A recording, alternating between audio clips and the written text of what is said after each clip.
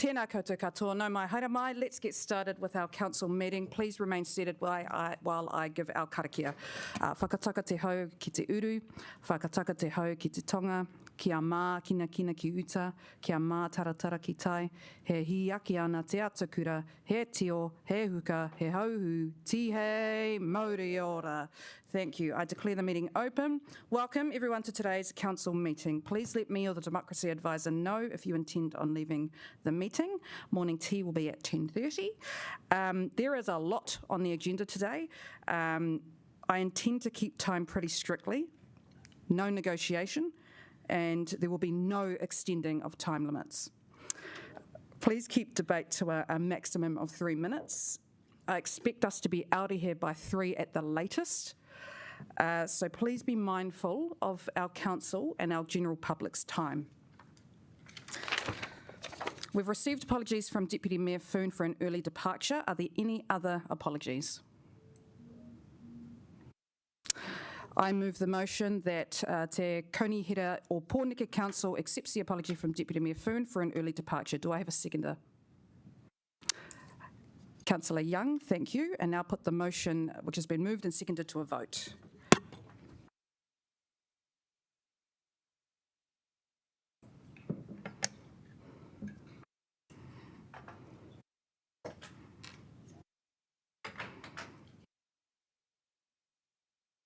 I declare the motion carried. There are no announcements by the Mayor on top of what I've already said.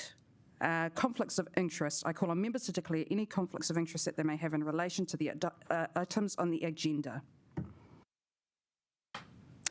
Councillor Brown. Yes, that was the sludge minimisation question around the purchase of land for Wellington Airport.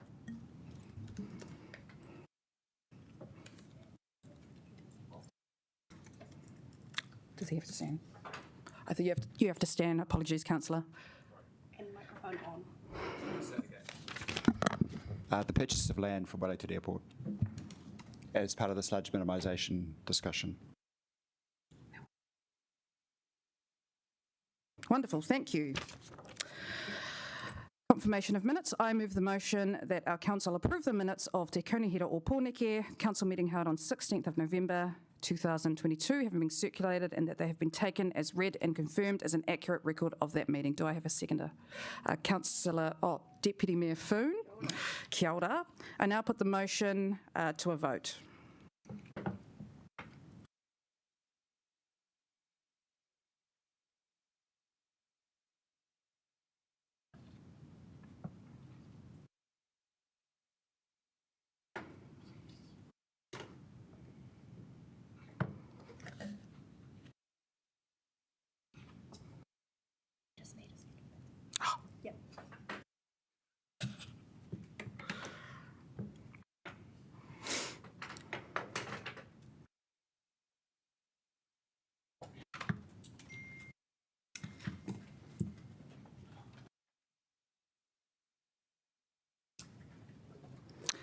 We're still waiting on a couple of councillors. Thank you.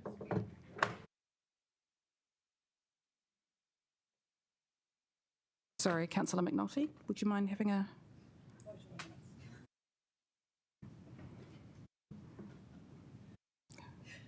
Sweet. I declare the motion carried. 1.6, there are no items that are not on the agenda. 1.7, public participation. We are just on time, so I'm going to welcome Warwick Taylor and Ariana Pare Te Tanginui Tamati over Zoom. You may speak for 10 minutes. Kia ora koutou. The Wellington Housing Action Coalition thanks the Council for giving us an opportunity to speak on this matter of the transfer to the community housing provider. We have opposed and still oppose this move, and we are asking for you to stop it and think differently. We've opposed this move for two prime reasons. One is we believe it's doing an abrogation of City Council's responsibility in the area of housing, a most important matter for the social fabric of our community. The second is, and also importantly, is transferring the management of our assets to a non-elected trust means we have little control over it and there's little accountability.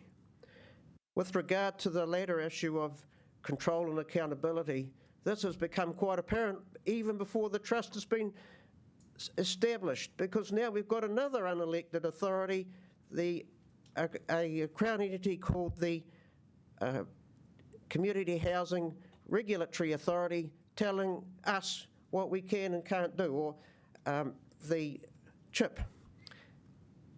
There are issues of concern to tenants. These are the issues that haven't been sorted out, and they are of concern to tenants. What are the existing tenants going to pay in rent? Will they still be entitled to affordable rent subsidy from the council, even if the council agrees? Will the authority agree to it? What will happen to the people on the waiting list? I urge you to stop and think a bit differently. When we're talking about housing, we know we're talking about people, housing people, so all housing is social housing. Not only that, all housing should be affordable housing. I'm going to ask you to think about changing your strategy, and I'm going to hand over now to Ariara Paratūtanganui, who will talk about our housing strategy, a vision of housing culture beyond mere profit. Kia ora. Ngā mihi. Kia koutou. Hopefully you can all hear me.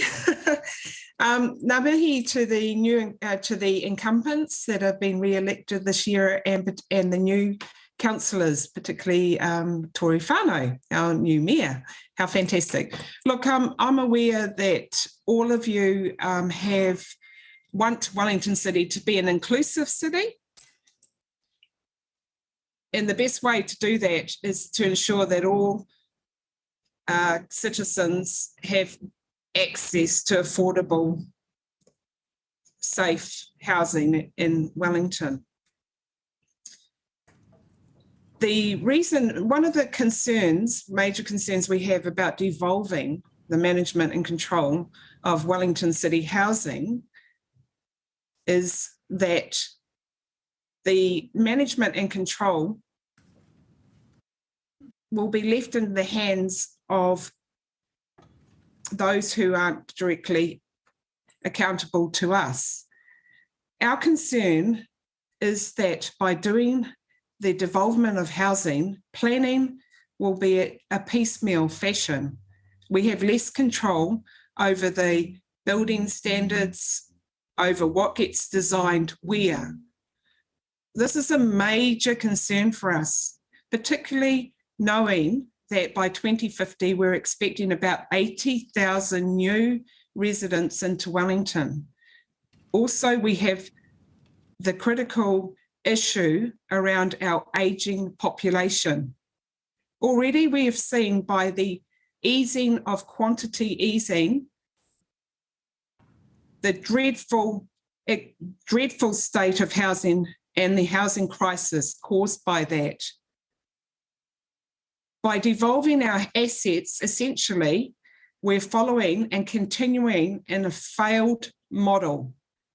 What we're seeing is that essentially what will happen is by devolving it to the community sector, they will be still contracting private sector people to build. Who will be regulating those standards?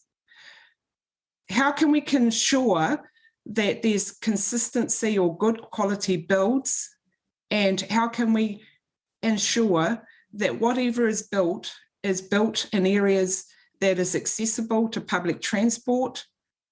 What we're asking and urging this council is to actually go back and fight for income-related rents for all tenants. I know that this was one of the reasons why this council decided to devolve the management and control to a CHIP so that the income-related rents could be given to new tenants. This reinforces the already unequal system that is there.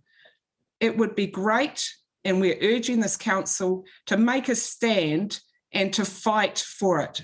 Income-related rents for all council tenants, and to retract on the decision to devolve these resources and management and control.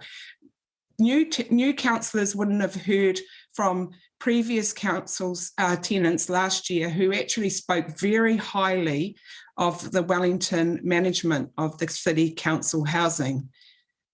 And they urged the previous council to not devolve the assets.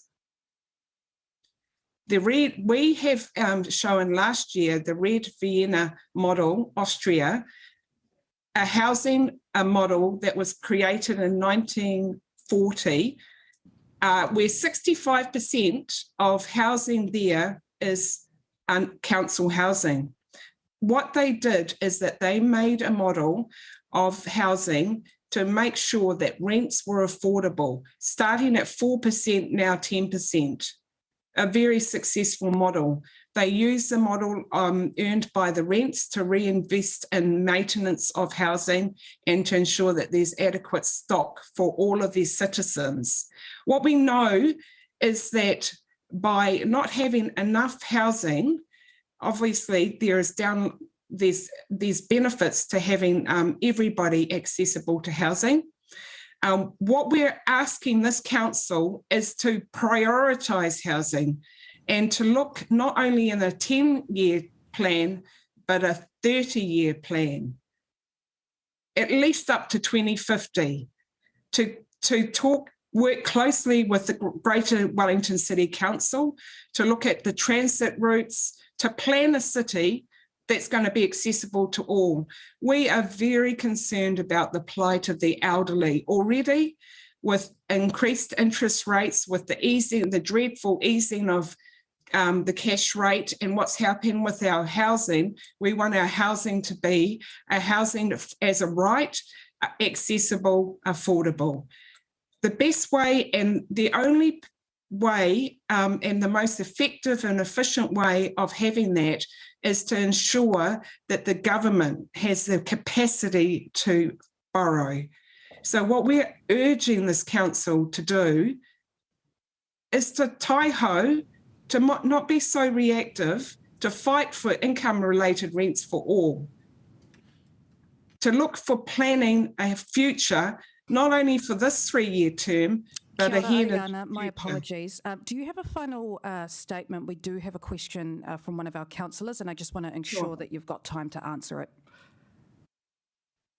No, that's all I'm urging you to do, is not to continue the neoliberal model of housing that's been entrenched since 1980s. Thank you. I really appreciate your kōrero. Councillor Paul. Kia ora, Warwick and Ariana. So a big point for both of you was the accountability of the trust and talking about the fact that they're unelected.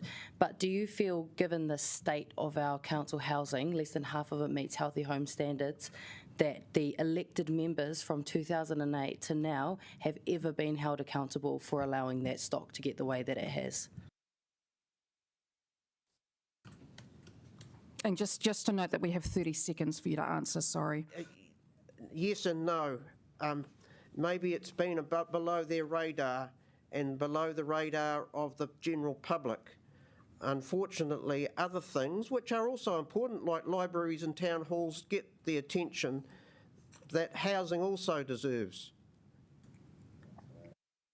I just want to thank Warwick and Ariana for coming here today and speaking. Really appreciate your time. Thank you. We now move on to Brett Rawnsley from IRRS for All. You too have 10 minutes, which includes questions from councillors. Thank you. Right, thank you. Good morning, councillors. Thank you for the opportunity to present again, because some of you know us, but for new councillors, I'd just say that we are a tenant-led organisation that started up last year with the aim of promoting IRRS for All, the income-related rent subsidy that the government gives to all registered chips, which has great implications for the council's social housing for obvious reasons. And we have done all sorts of things. We met with the Minister last year. We got her along to one of our meetings. We've had 3 very successful tenant hui, got support from various councillors here and MPs, had representation on the mayoral task force. You know about that. And got a lot of good media coverage. But fast forward, there was a public consultation, as you know, on the future of city housing, and that arose because the annual plan and long-term plan had to be amended to accommodate whatever was decided, and it's required by the Local Government Act accordingly. And submissions in general tended towards a chip rather than rates, funding and borrowing. And the rest is history. Now, what are we doing now? Well, we are continuing to pursue IRS for all. Opportunities may arise next year, being an election year. Who knows what might bubble up? Aim previously, of course, was to support the council's own pleas for IRRS, which have been going on since 2016, to no avail, as you well know. And hence, we have the financial problems that we all know about. Now,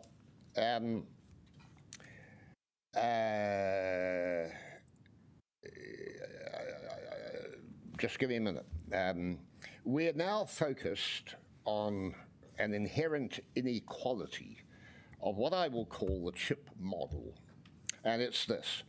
For some years now, City Housing has exercised its right under the deed of grant for the building program to lease out 5% of the stock to an outside party. That is, to existing chips who need units for their own purposes.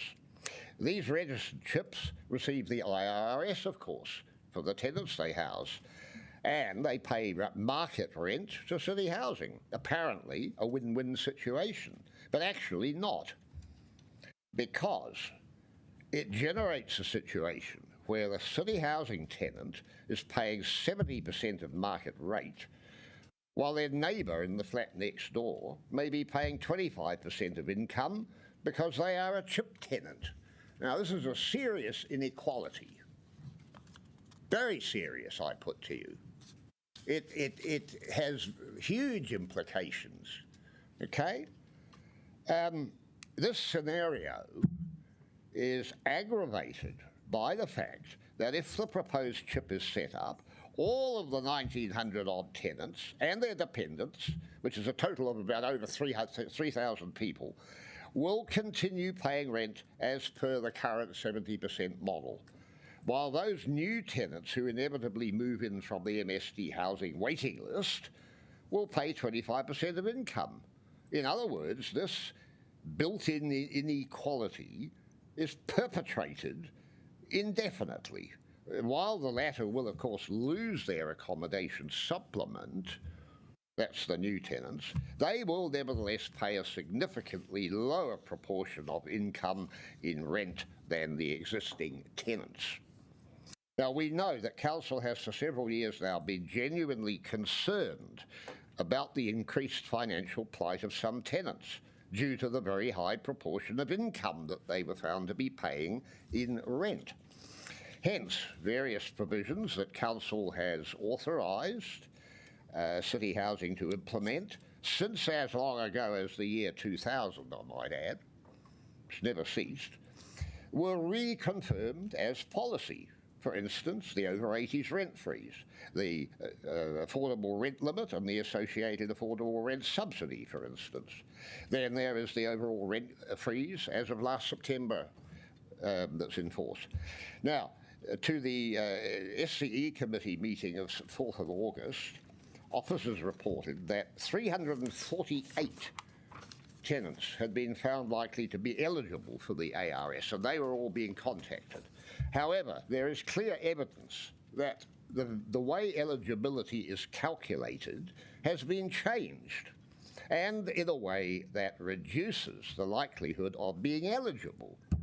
To take an example, a tenant was paying 43% of income in rent and was therefore eligible. Under the new calculation, he's paying 32%, is no longer eligible. Another was paying 48%, but now is found to be paying 37%. And I'd add that his application was still declined, even though he was 2% over the limit. Who knows why? The ARL and the ARS are a matter of council policy. They are not operational matters determined by City Housing. No council decision can be found that authorises this new method of calculation. We have made inquiries, but exactly how and why this happened remains a mystery.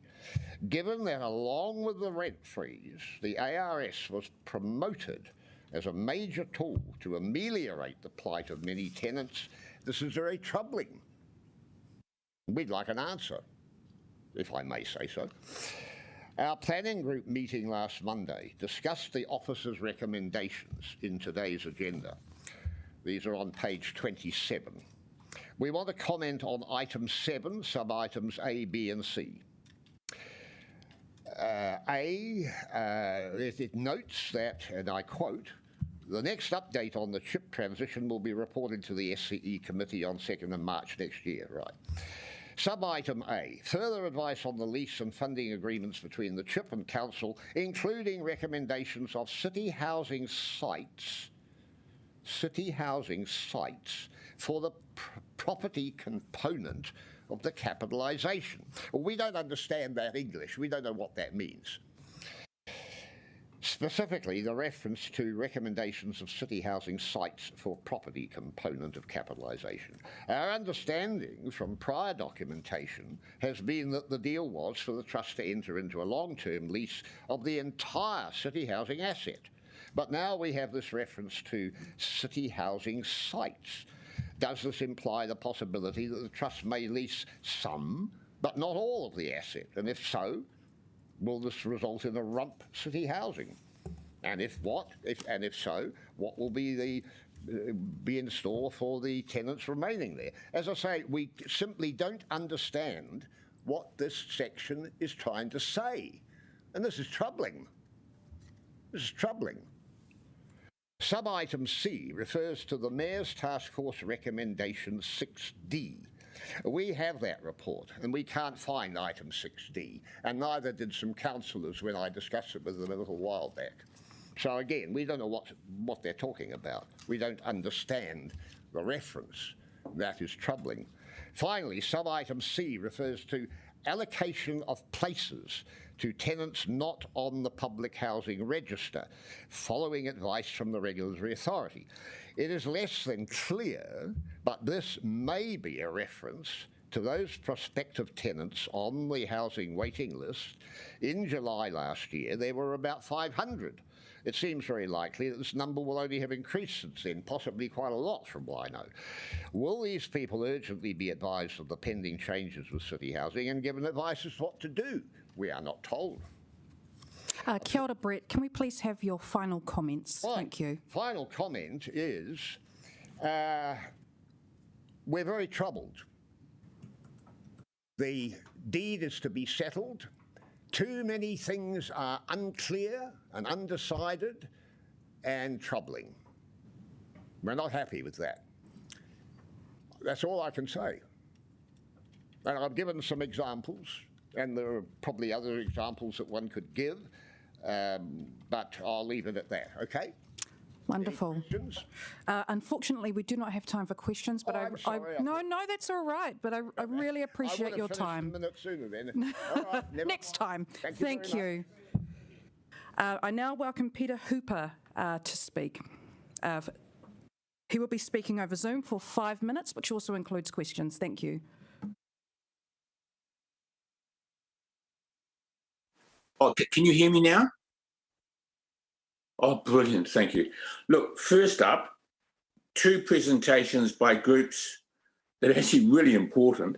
I better admit that I'm a tenant at Hanson Court, and actually these 2 groups who presented before me have educated me a great deal on stuff I never knew about. I guess I should admit that as a tenant, you don't know much. I mean, I'd like to know more, but the truth is you don't. You're sort of behind the eight ball. My sole income at the moment is New Zealand Super. So I'm one of those sort of New Zealand pensioner type profiles. So I'm grateful to the help I'm getting from people. And by the way, my relationship with contacting counsellors and asking questions has been very good. And there have been two people I want to say thank you to. One is Laurie Froon. She's been very positive and listens carefully. And so does Tabitha Paul. I want to say thanks to those two people. My message is somewhat simple, and I don't want to repeat from the two presentations. You've got a 440-page document of this draft, and apart from Section 7 that Brett has just referred to, as a tenant, I'm not reassured. I feel very vulnerable, and I find this two-tier system regarding setting of rent levels very unsettling. And in this current situation with the cost of living and this cost of housing issue, I feel not only vulnerable, but I'm genuinely worried. I've tried to ask myself, what could I do if I put myself in your position? Look, I have to assume we're all trying to do the right thing, that we're not all nasty people and that we actually care about each other. And I'm sure if I asked you, do you care about tenants, you'll tell me immediately, oh, of course I do. And I sort of believe you. But I think what happens is that when we assess our own decision-making, and you're making a decision right now, if we just rely on our own sense of personal well-being, it may not be enough. We need to look at facts. We need to look at lifestyles. I listened to a presentation by, now let me see, I think it's the Retirement Commissioner of New Zealand put out a report on people living on pensions. It's pretty scary stuff. My message really is that the well-being of tenants is very low. The sense of confidence and trust is very low.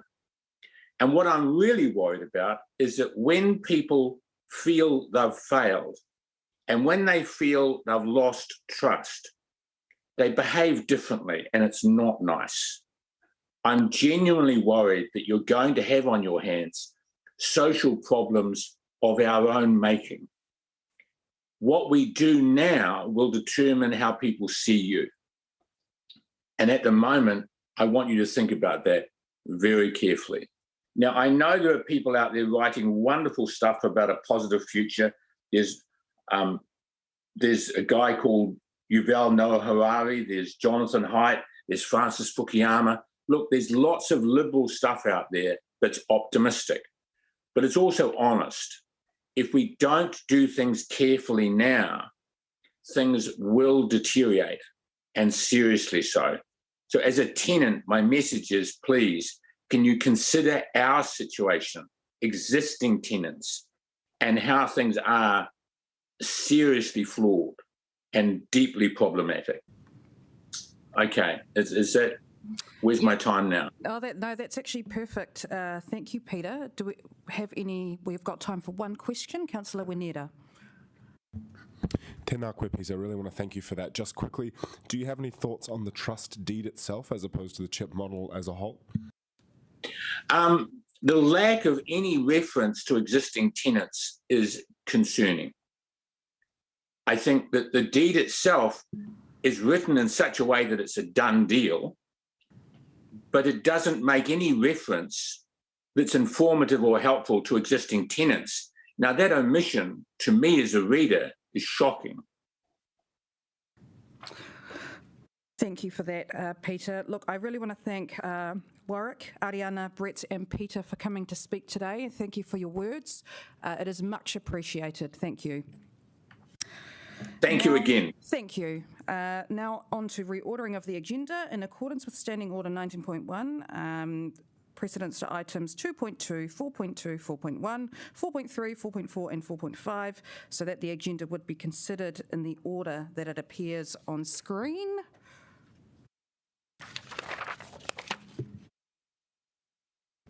Fabulous. Moving on to general business.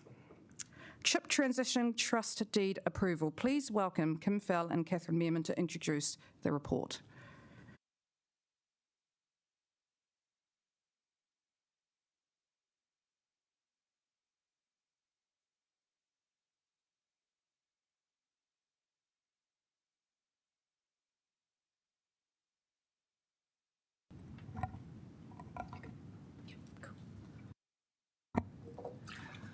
Kia ora, councillors. This paper today is the next decision point in the CHIP establishment process and seeks the council's agreement to sign off the trust deed and move ahead and legally establish the trust.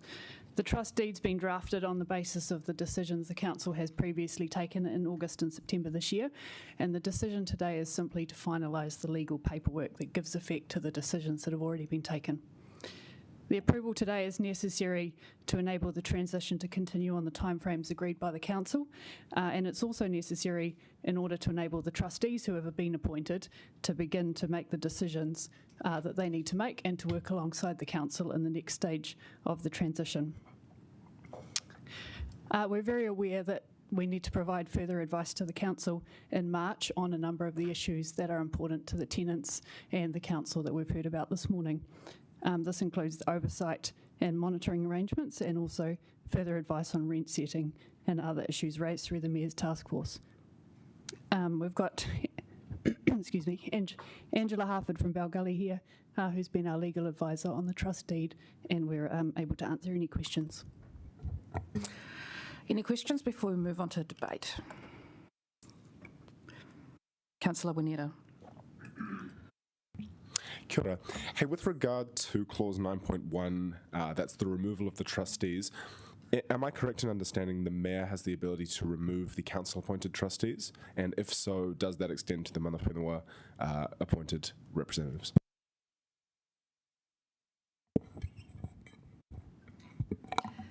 So the council, excuse me, the council has the ability to remove its appointed trustees at any time, should it choose to do so. The council has no ability to remove the mana whenua appointed trustees. Those are an appointment right for the mana whenua parties. Deputy Mayor Foon. Kia ora tātou, tēnā korua. Can I just get, on behalf of one of our speakers this morning, an explanation on 7, particularly 7C? Was there another one? Sorry. Okay.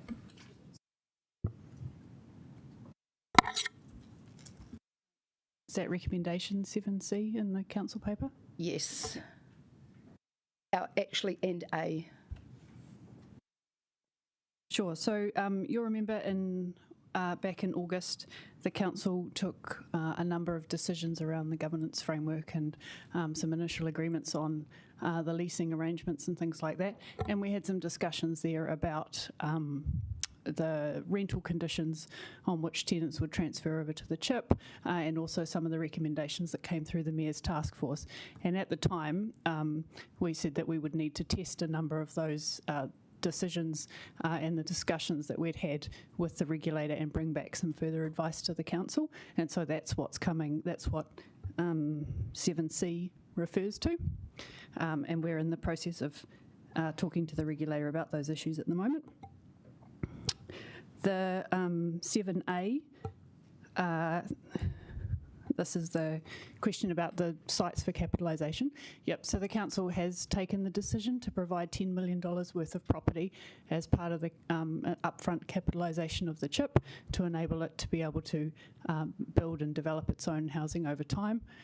We need to make the decision about which sites are part of that $10 million allocation, but the decision has already been made that $10 million worth of property would be gifted to the CHIP. Thank you. Now, Councillor Paul, do you move the motion? Cool. Okay, well, kia ora koutou. I'll be moving the CHIP transition paper, and just to give a very brief summary of how we got here today, this was probably the most contentious and most kind of heart-wrenching decision that we made in our last triennium as councillors, and it actually united all of us from across the spectrum. So I'd like to particularly acknowledge previous Mayor Andy Foster, Councillor Jill Day, Councillor Flo Fitzsimons, Councillor Calvert, Councillor Matthews for their mahi on this area. I want to acknowledge the tenants that came to speak to us this morning, and particularly the IRS for All campaign and the Wellington Housing Action Coalition. You raised some really good points there, and you've communicated clearly that we need to be more clear in our communication, and that goes beyond the trustee. That's also in terms of the affordable rent limit subsidy. So giving you that commitment now that we will make sure that that information is made available and clear for you. And I just wanted to touch on that Brett brought up recommendation 6D within the mayoral task force on social housing, and that's a really important part there because in the recommendations here, we know that the officers are going to come back with advice on that, and that includes all of the wraparound support for tenants, including setting up that tenants association that we've talked about a lot for the last 18 to 24 months. So that tenant association is a really core part to this transition, so that we know that the tenant's voice will come through as we're making all of these big decisions. So this is a really important step to establishing the CHIP that we need to do, but I feel like all of us, but particularly those of us that are returning, are really aware of the concerns and particularly the troubling nature and the uncertainty that is coming with these decisions. So giving you a commitment that we will continue to try and communicate as clearly as we can to make sure that this is a tenant-led process and that wraparound services are embedded throughout, and that you're able to really lead on this process alongside us. So giving you those commitments, thanking the officers, Catherine, and people from Bell Gully for helping us through this transition, and welcoming any debate, and happy to respond to any points in my right of reply. Thank you, Councillor Paul. Councillor Matthews, would you like to second? I will, and I'll speak very briefly just to echo Councillor Paul's comments about, that we understand how difficult this transition process is. I understand that as a renter myself, that it is the well-being and security of our existing tenants is my number one priority as a trustee, and to have the, I will work very hard to ensure that that is the number one priority right through the process, both as a member of this council and as a member of the board of the CHIP. And I have already, very, strongly put the number one priority has to be good communication with existing tenants. And, I do think that while this is a tricky time moving through this transition, that we have an opportunity through this change to provide more affordable housing for Pōneke, and that while we keep that primacy of the current tenants' wellbeing at the top of our mind, there's also some excitement there about the future. Thank you. Wonderful. Thank you, Councillor Matthews. Is there any debate? Deputy Mayor Foon. Kia ora, and also to acknowledge the speakers and all of our tenants, and I just thank you for coming to speak with us and put us at, make sure you're at the forefront of our minds while we are going through this process. It's really important that we hear from you, so thank you for doing that. Our concern is deep, but I must say that I am heartened by our trust going forward and the councillors that we have on the trust, and that we have connection going through this process. I just wanted to acknowledge particularly the principles that have come as part of this trust deed, and that if we cannot go forward with these principles, it's easy to say we're not worth our salt, but I think they are grounded deeply in te tiriti o waitangi, tikanga Māori, te ao Māori, and manaakitanga, recognition and respect for sacred kinship networks, balance during processes, honesty and transparency, solutions, and bring success through aroha and kotahitanga, and humility in service to promote the care and safety to others. Councillors wanted this kaupapa as part of this transition, and these are the principles going forward that the Trust will be founded on. So kia ora, and we're thinking of you all the time, so thanks for coming in. Kia ora. Councillor Winiera. Kia ora, everyone. I understand and I feel the mamai of our submitters on this, noting also that the CHIP process has already begun and we are moving on to the establishment part rather than the initial, I guess, slightly more ideologically tinged debate.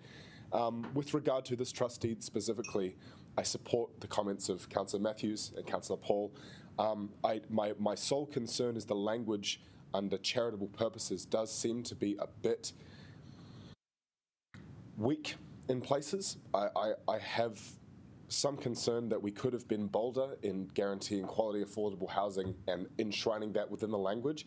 However, I do have faith that the CHIP model as a whole is the best option available to us at this time, and for that reason, I will likely support this amendment. Correction, motion. Kia ora. Thank you. Councillor Pennant.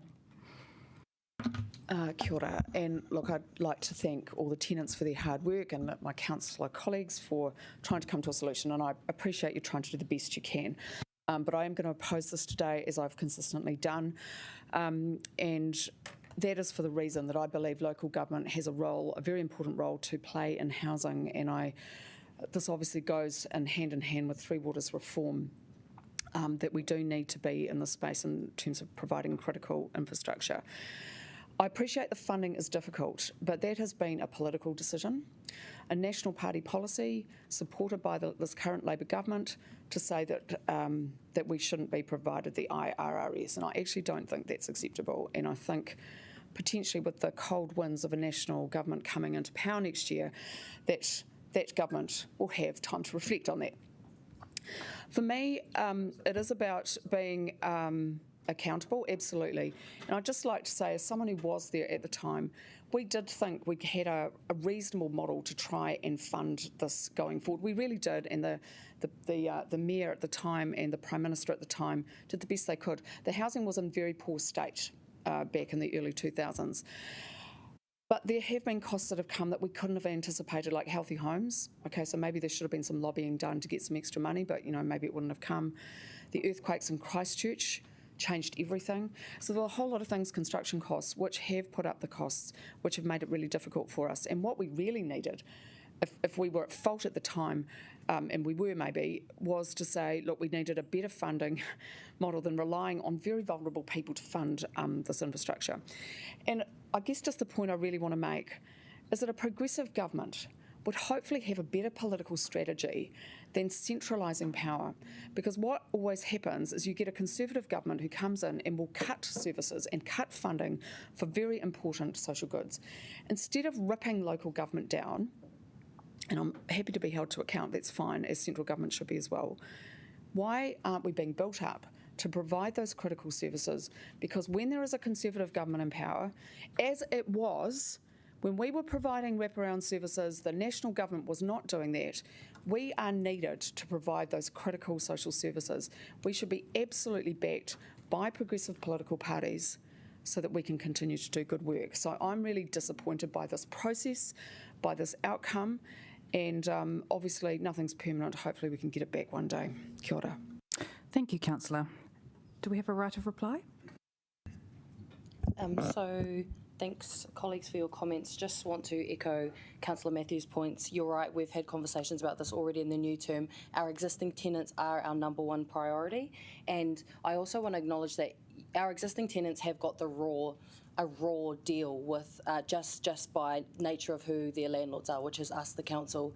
It is totally arbitrary that you're not able to access the same subsidies that kāinga order tenants and CHIP tenants can access. So just know that you are absolutely the priority for us. And the second priority is building new social and public housing. And we're hoping that through this model, we will be able to start chipping away at the growing public housing wait list here in Wellington. I want to acknowledge Councillor Winiera's points. I think the trust deed, it can be, it maybe not sit perfectly with you as it is now, but the great thing about a trust deed is that it can be altered, it can be edited, we can make tweaks to it to make sure that it's fit for purpose. And you're right, this is our best available option. I lost many hours of sleep over the last 12 months trying to figure out alternatives to this. And in an ideologically perfect world, I would love for council to maintain our housing and keep that management and that control. But the reality is that because of the decisions of our predecessors, we are not able to do that at this moment. And to respond to Councillor Pannett, yeah, 100% ideologically, I agree with you. I would love the council to maintain everything that I just said.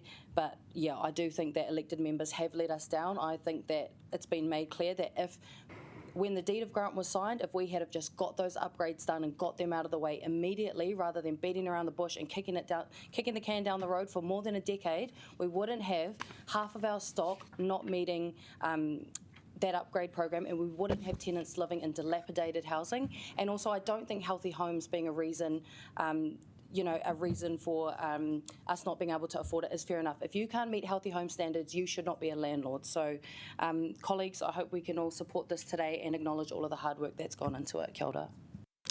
Kia ora. Thank you, Councillor. The motion has now been moved and seconded. Let's go to a vote.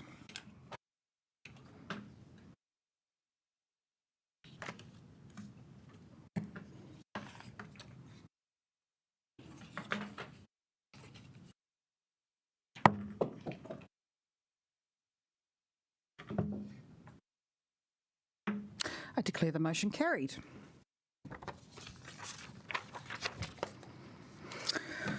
Move to public excluded. The officers recommend that the public is excluded from the following part of the proceedings of this meeting. I'll move the motion and note that the recommended public release of information for each item. Deputy Mayor Foon, do you second this motion? Thank you. Is there any debate? Councillor Wineta. Your Worship, is there any possibility we could take these separately to the vote? We can, yes. Is there a specific clause that you'd like separate? Yes, because I support some of them being in PX and others I do not. If you just let us know which they are, then we can... Sweet. Specifically sludge.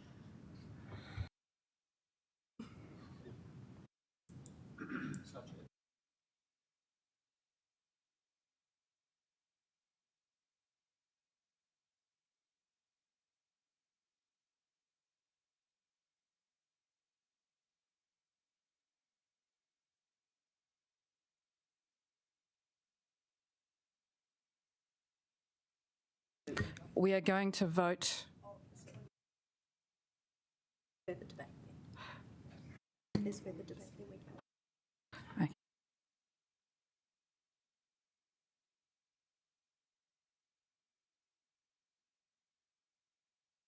Okay. Was there a point from Councillor? Councillor Calvert was actually next. I'm going to support the council-controlled organisations going into public excluded, but none of the other papers. This is involving several $100 million, which is an impost on ratepayers. We need to be public about this. I appreciate that some of the commercial terms might be suitable for public excluded, but the premise of all of these papers should be held, and this debate should be held in public. Now, whether these are held in public or not, if they are held in public, what will happen means that the public have not had an opportunity to see those papers before we debate. And these are critical decisions for this council on behalf of our residents and ratepayers.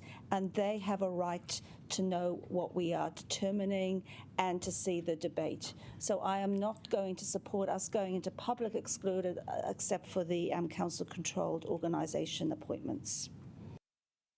Thank you, Councillor. Councillor Pannett. So thank you. I will continue my being difficult on this particular issue. It was me that continually voted against going into public excluded. And there's two main reasons. One is that actually we are spending other people's money, so we need to be clear about that.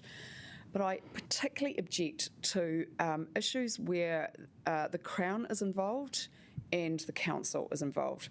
two public entities should not be talking about commercial terms, but talking about what is good for the community as a whole. I also have issues with one of these is a major thing. There has been no consultation on it when there absolutely needed to have been. So thank you, Councillor Calvert. It is a lot of money, and I think the public has a right to know how we're spending it. Thank you, Councillor. Councillor Matthews. Like I'm sure all of our colleagues, I also have a preference for decisions wherever possible to be taken in public and the debate to be heard in public. However, given the advice that we have had from officers, in each case I was convinced that we would be putting the viability and the cost of these projects at risk if we were not to debate them in public exclusion. So I think from the argument of large amounts of money, by not agreeing to go into public exclusion, we have the potential to make it even larger amounts of money, and in times where there's a lot of pressure on this council, as there is on any other organisation and individuals, in fact, with high costs and increasing costs. So I will be supporting all of these to go into public exclusion. Thank you. Thank you very much. Councillor McNulty. Kia ora.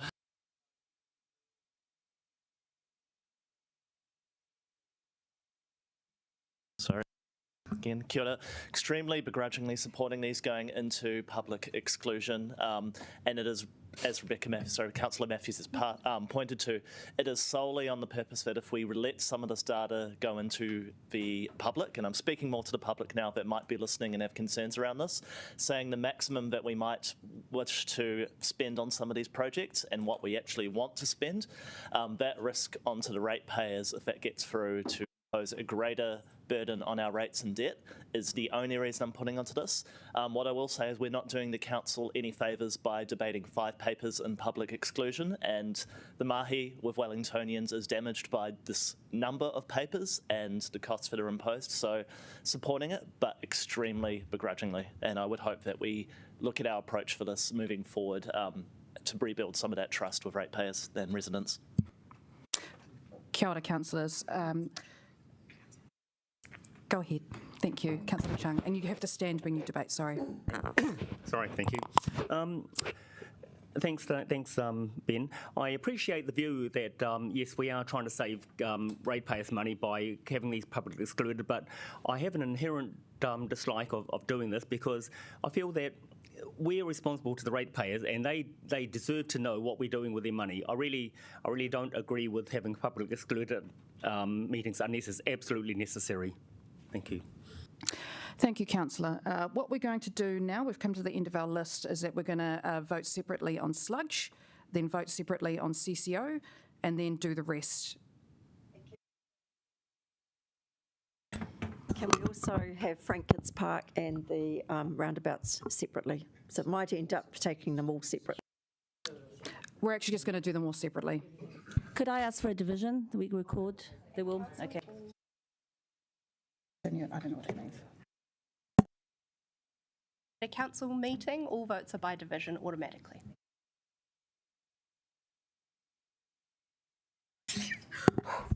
Okay. City car parking. Voting for public exclusion.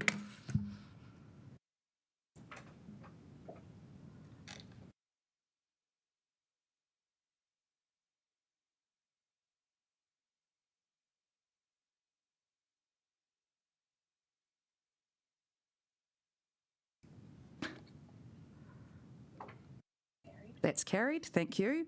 We now move on to sludge.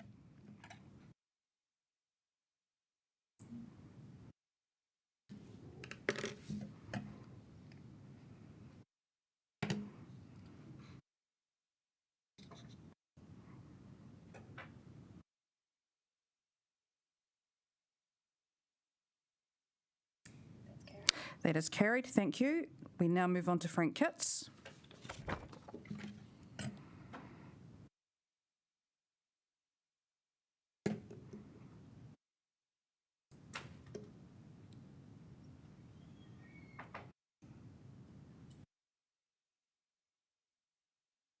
That is a casting vote.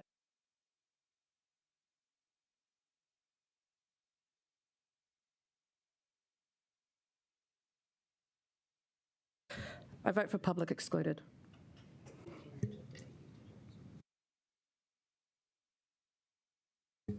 Land acquisition.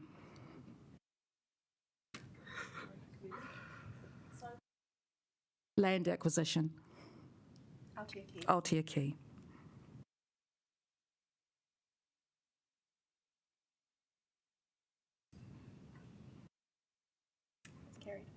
That one is carried. CCO board appointments.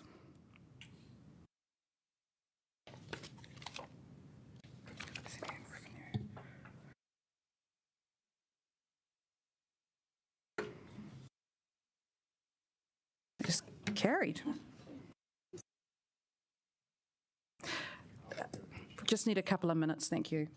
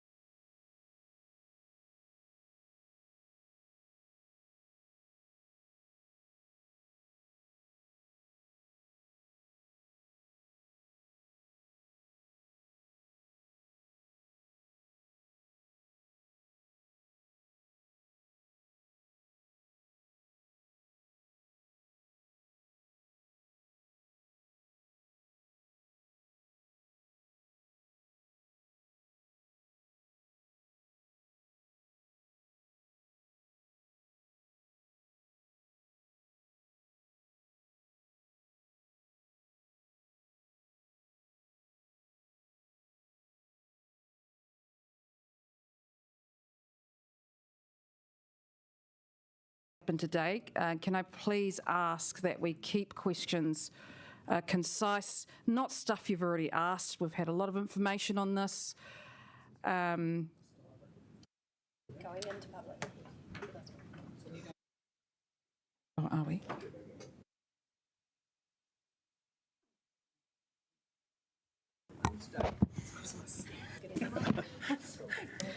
We're just getting all the public stuff sorted.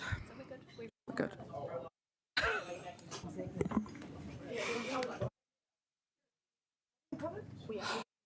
Okay, let's get started.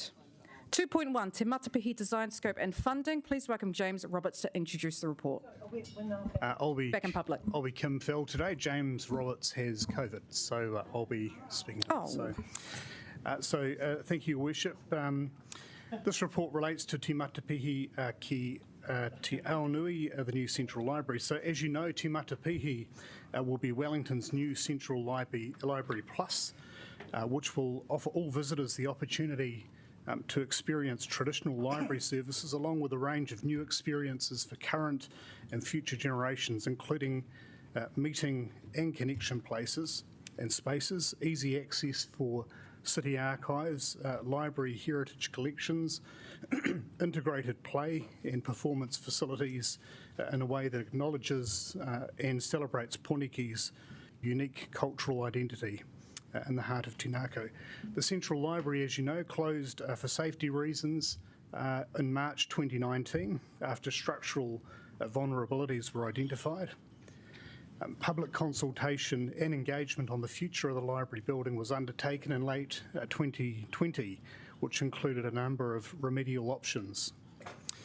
Over 1,400 submissions were received, and subsequently in June 2021, with the adoption of the 2021 LTP, Council agreed to fund the seismic remediation works of the Central Library building, the footplate extension of levels 3 and 4, and the remediating the building to achieve a 5 Green Star rating.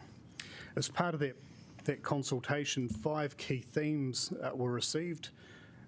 Those 5 were putting knowledge at the centre, future-proofing, the importance of Tinako. The library is a multi-use, multi-purpose community space and incorporating heritage elements. In addition, feedback also told us that we needed to consider, amongst other things, Te Ao Māori, Māori collections and cultural competencies.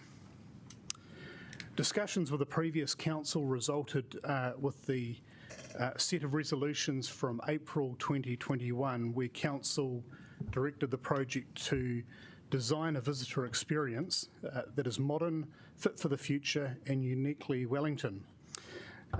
We're also told to design for a visitor, including international and new future users, and harness the power of partnership with integrated services, including Capital E. And finally, to fully engage with mana whenua.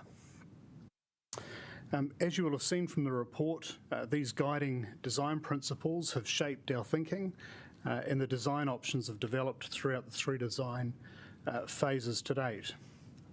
You'll also recall the architect flyover, which was shared with you at the council briefing in late November, which showed a developed design that has anticipated the future needs of a modern library.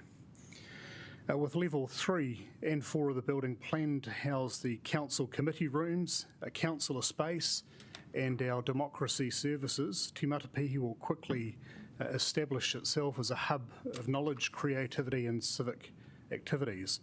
So today we're asking our elected members to agree to new funding of $11.5 million to deliver on council directives to achieve the Library of the Future, and also a further $505,000 to comply with new building code legislation introduced by government last month.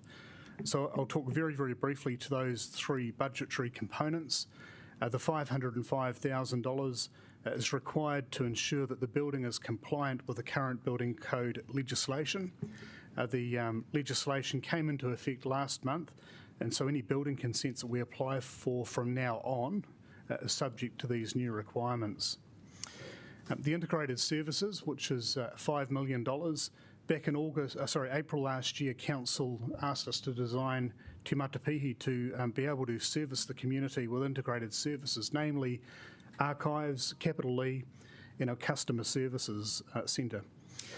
This reflects the feedback and the themes from the public consultation also, ensuring that one space is future-proofed so that Te Matapihi is a multi-use, multi-purpose community space. The budget request here today is primarily to address acoustic treatments. The old building acoustics are not fit for purpose and not fit for purpose in that new sort of space, particularly with the creative areas. We need to have more intensive acoustic treatments in that area because of the noise spill. We could deliver Te Matapihi without these acoustic upgrades, but it would have a detrimental impact on the visitor experience. And finally, our cultural identity budget increase of 6.5 million. A public consultation told us that it's important that Te Matapihi recognises Wellington's cultural identity. We were asked by Council to fully engage with mana whenua on this work, and we're incredibly fortunate to have the expertise of both Rangi Kipa and Tūshasha to guide us in this very important component of Te Matapihi. And of course with Kaunihera, the partnership that we've entered into with iwi, this work on Te Matapihi and how we've collaborated and worked well together is a really good example of that here. I'll take this paper as read. We have Paul Pōneke, our project director, here today, and also Gisela Carr, our manager of Creative Capital, available to answer any technical questions. I'd also like to acknowledge and welcome Tūshasha, who's also here today, and he is part of our Te Ao Māori consultants. And we also have Sarah Rushholm here, who's representing Capital E, whom are all very integral to the design of Te Matapihi. So thank you. I'll hand it back now to the chair. So thank you. Thank you. Any questions? Councillor Free. Could you please explain what we'll get for the, what will it be like, the Capital E, when it's in the library? So Capital E's mission around young people is to ignite the creative spark in every young person. And they have a series of programs that the council's been investing in for decades. In fact, they were in the original Civic Square and had to move because of the earthquake functions. So we're restoring those functions back into Civic Square in the building in a series of rooms which are also available to the library. So in the development, we've made a double duty principle that every room is used by everybody. But spaces that they'll be particularly identified include Play HQ, a sort of under fives, highly creative activity they run, that's on the mezzanine, and a youth-centred performance and digital hub on level 2, which includes On TV, it includes the media lab, it includes rehearsal spaces, and it's right adjacent to the youth space that we were asked by councillors to include. Councillor Brown. Thank you. I hadn't quite realised something, but so maybe you can just clarify it. So when the council originally, decided to go ahead with the library, was it always the intention or expectation that there would be additional features added in? So things like Capital E. So this isn't sort of like popped up. The reason I'm asking that is, like a lot of other councillors, there's a worry about this concept of creeping costs, that you start out with a figure that seems okay and then later it becomes unacceptable. But in this case, were those additional costs or those additional features of the library always kind of expected to be there? Or could some of the people around the table who have been around longer than I have say they were actually surprised, if you know what I mean? Yes, so Councillor Brown, the mandate passed by the last Traineums Council, of whom a number of people are here, instructed us to include those services in the library development, and that's the key principles, guiding principles that Kim was alluding to earlier. Councillor Brown, can I just add, so we all understand the order here, when the council consulted through its special consultative procedure back in July, August, September, I think, 2020, A decision was made in October, and the consultation was based on 5 options, all of which were focused on the seismic resilience of the building only. So at that stage, the decision in the budget was for the seismic upgrade of the building, and the council looked at a low, medium and high option for the existing building and 2 new build options, and ultimately chose the high resilience seismic upgrade option. What happened after that was that budget was included in the long-term plan, and the consultation in the long-term plan the following year was simply on how that cost would be funded. But in the interim, the council also added some other requests of the staff.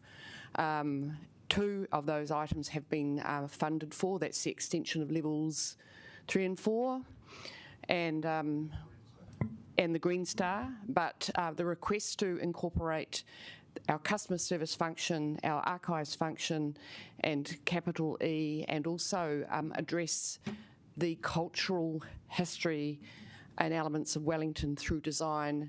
Those costs were not identified at that stage because the staff then had to go away and undertake the consultation, the work, the design, and now we are coming back to you to tell you the outcome of that. So we just need to be really clear that if these budgets are not approved, then the scope of the Te Matapihi development will exclude those items. It might be appropriate for the project director to also clarify and answer the amendment I think Councillor Calvert has put forward about value engineering while they're speaking. Thank you. Madam Chair, councillors, in respect to value management, that's been a major component of what we've done across this project from day one. It has always been a concern from my point of view that we had 2 elements in particular. The integration of additional entities within the building scope, which wasn't in the original budget, and the mana whenua issue. To date, we have managed to value manage in excess of $15 to $16 million. The latest round was at the end of developed design, where we value managed just over $7.3 million. In the last 2 to 3 days, or the last 2 to 3 weeks rather, I've been working on some fairly large tender elements related to steel, and we've managed to drive back a couple of million there as well. The big issue is that, in answer to Councillor Calvert's request that we could try and absorb it, we've been trying to absorb it, and we cannot absorb it. This project will be struggling because it will impact our construction contingency, and we will not have adequate contingency to bring the building to fruition. So it is a major consideration, and it arises because of these features that were not addressed through additional funding when the funding bid was put forward. So I'd like to endorse what the Chief Executive has said. Yeah. Thank you. Councillor Randall. Thank you. So previously asked for a bit of some cost breakdown. Some of the cost breakdown around the cultural elements was provided, but they said that the cost breakdown on the $5 million will be provided at this session by officers. Could you just give us a quick breakdown of the individual cost elements of bringing capital E in to the building and the cost elements of bringing the city archives into the building? Perhaps I can address that. I'm sorry I didn't realise that you'd asked for that information, but I can address it. Basically, it's a bit like this. If I give an illustration of a situation where you came to me as a builder and you said you wanted a couple of bedrooms, you wanted an ensuite and a bathroom and a lounge. And then partway through the build, you said, no, I now want 4 bedrooms, I want 2 en-suites, and the kitchen specification has to be revised, and I don't want just, I want stone benches, etc., etc. I, as a builder, would turn around and say to you, that's great, but I can't give you what you originally wanted for the same price. So let's talk about the intensification of space, because really that's what it is. So when the original budget was put forward, the QS was working on a metre square rate based on an appreciation that the bulk of it was going to be within a library environment. Some elements of it are going to be subdivisional fit out. But when you add more occupants into the building, and they have particular unique characteristics in terms of acoustic treatments, HVAC treatments, unique lighting treatments, soundproofing both internal and external, there's your cost. And that's what's driving it. Yeah. Thank you. Councillor Chung. Oh, wait, sorry, one second. One more question. Okay, so the other thing is you've got predictions about it being well used. Have you outlined the impact of the removal of CBD car parking under Let's Get Wellington Moving programs for providing sufficient access to the predicted numbers that you hope to get to the new Central Library? Do you want me to answer that? Or? Yeah. So we've done a lot of modelling of what we believe is how the car park will work in terms of how many cars we'll have in the car park. But there's also other factors we've had to take into consideration, which is council are very keen on obviously meeting the zero carbon test. So we're building in some electric charger carports. There is a little bit of debate going on currently whether it will be totally open to the public for this particular part of the car park and how much of that will be open. But we are anticipating that it will be used for potentially disabled access, and that's why we've developed, for instance, the lifts to ensure that we can manage the need to move volumes of books between the network of libraries around the city, which is critical to how the library functions going forward, and also the need to ensure that we can actually allow public access for certain people through disabilities. And on top of that, there are now 4 entrances into the building, one at the corner of Harris Street and Victoria Street, which potentially, and it's just personally, it's my personal view, but I think it will become a major thoroughfare, and I think Gisela and that will probably agree, for people coming and going from the city, and it has a natural corridor through Chews Lane. More importantly, we're anticipating that school buses, because we've designed a mezzanine entrance which will enable school parties to come directly onto the mezzanine floor, which is primarily being set up to aid Capital E and its various programs. But in essence, we're creating different corridors and different ways for people to access it, including through Tanakau Square. In terms of the greater picture around the traffic and the number of car parks, I don't think it's just a Tanakau issue. I think it's a bigger issue for the city as a whole. I mean, in light of Let's Get Wellington Moving and a few other issues. So to actually say, have we modelled it totally? No, I would argue that we've looked at what we think we need. We've said this is where we think we can work, but there are other impactors that may come through, which is the Greater Wellington deliverable, which I don't necessarily have control of in the scheme of things. Yeah. Thank you, Councillor Pennant. Just a quick question. The improvements to energy efficiency, will that save money over time, and does that help improve the Green Star rating a little bit? Yes, it does. So what we've done is we've decoupled the building from gas, which is quite a significant saving, OPEX-wise. On top of that, we've done a lot of work, and part of that probably addresses Councillor Calvert's concern about value management. One of the key things around the ECI process is that we've brought the main contractor into the discussion. They're in the room, they're helping us design it, and they're challenging the design appreciation. And at one stage, we had a large number of heating coils, dare I say it, which would have cost a lot of money and would have had a fairly long-term maintenance requirement. We've come up with a far more efficient design. In one floor alone, we drove $450,000 out of that particular cost implication. And it's that type of thinking that's going into the building. We're putting electric voltage cells on the roof to aid the process in terms of trying to make the building. We're catching rainwater. We're doing a lot of. Currently the target that we have to achieve is 60 points on the current Green Star. Currently we're banking 64, and we've got another 7 that we could maybe, if we need to trade a few, if you see what I'm saying. We've just done a major review of Green Star, and we're very confident we can deliver on it. Yeah. Thank you. We have 2 more councillors wanting to ask questions, and then I'm going to draw a line. Have we already said it? I haven't asked you yet, have I? No. You go for it, Councillor Chung. Thank you. I used to spend quite a lot of time down in Christchurch working down there, and in between meetings, I'd go to the Christchurch Library to continue on sort of doing my work. Question, there. please, And Councillor. I found that it was tremendously noisy in that building, and I feel that. Do you consider that having capital E in the library building will actually be compatible with the quietness that people would expect from a library? Yes, we do, and that is, of course, at the base of these acoustic upgrades, not just for the Capital E and library suite of rooms for those youth-centred functions, but also the acoustic upgrade across the whole of the building, because it was a difficult and noisy building beforehand. Yeah.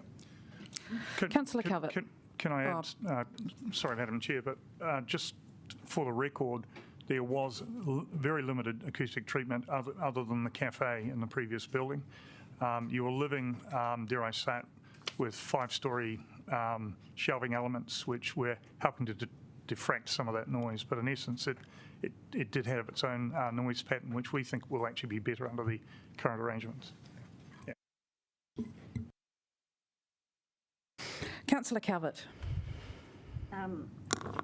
Thank you. Just want to clarify, I'm a little bit curious about the comments about capital E, because as an additional aspect, because I'm probably one of the 4 councillors around here who've actually been on council for the last 2 terms, and my recollection, and I know I moved a number of amendments, was capital E would be included right at the start. It was always meant to be there. So I just wondered whether you could just clarify what your understanding is. Do you view the capital E as an additional aspect to all of this? Shall I just comment on that briefly? Yes, go ahead, Yep. Gisela. So just recapping what was said is that the budget that was set was a seismic-focused budget. Subsequently, some months later, you and other councillors proposed the inclusion of capital E as one of the number of services coming in that formed the guiding principles that we've been working to for 18 months. Through the process of detailed design, and that design process iterates over 18 months, we now understand what the cost of some of this intensification that Paul Pōneke has described.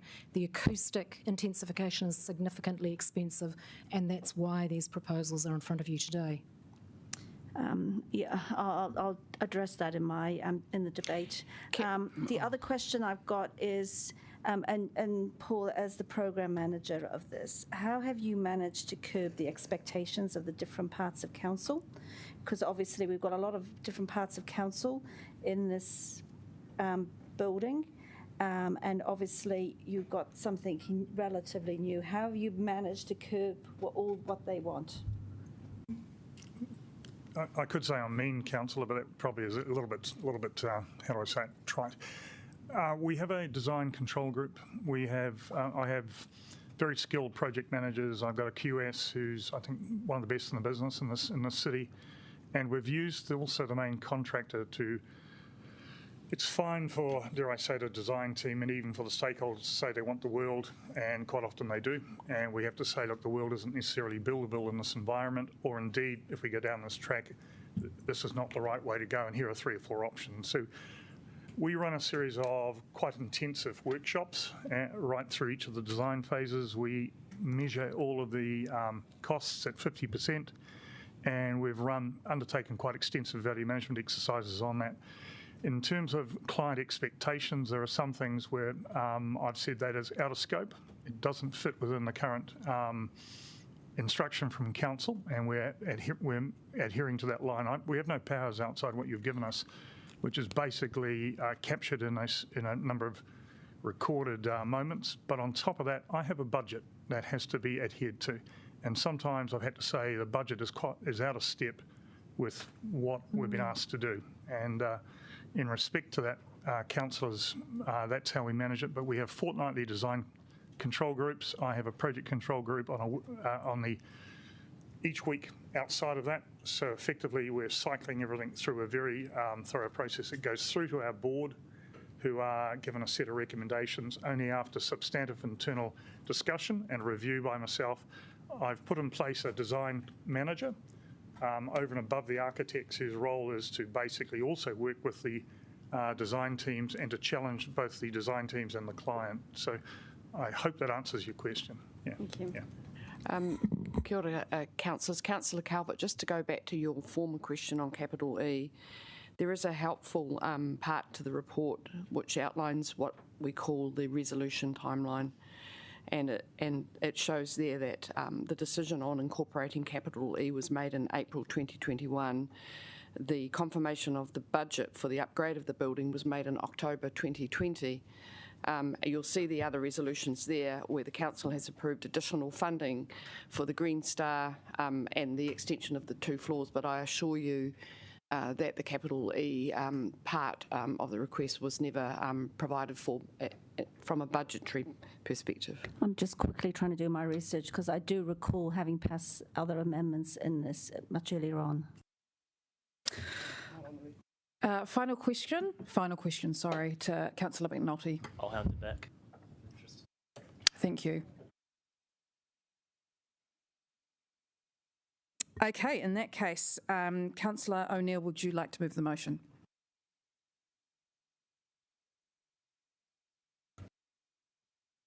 Thank you, officers and councillors. We're almost at the end of a very long day, so I'll try and keep this short. I am really pleased to move the Te Matapihi design scope and funding paper today. I think that $11.5 million is a small price to pay for a library fit for hopefully 100 years into the future.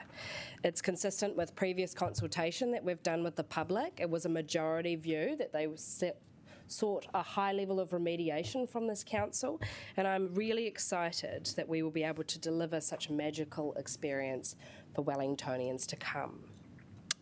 Not everyone grows up with access to books and education in the city, and as we know, knowledge is power.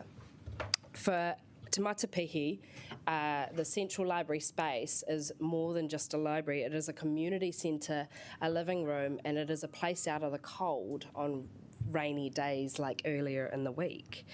It's incredibly important for mental health, and it's important that we pass this funding here today because it delivers specific design principles under our relationships with mana whenua, ensuring that the future of our young creative capital is secured like capital E. And it also makes specific provisions for accessibility and Green Star standards.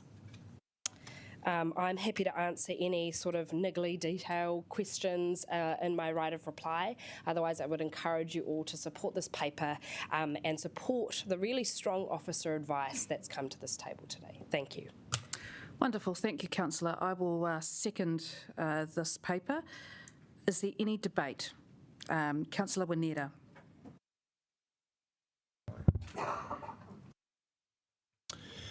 Kia ora, colleagues. Okay.